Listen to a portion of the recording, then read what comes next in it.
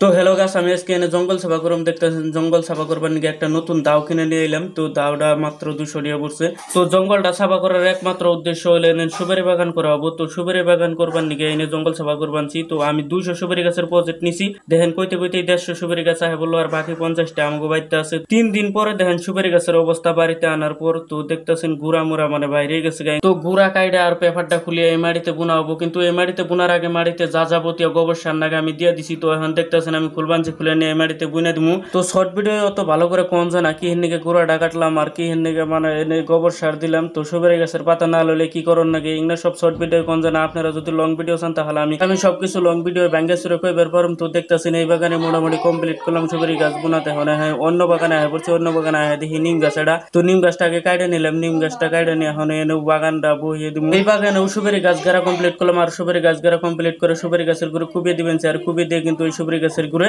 গোবর দেন না। তো দেখতেছেন এখানে গোবর দিয়ে দিবেন।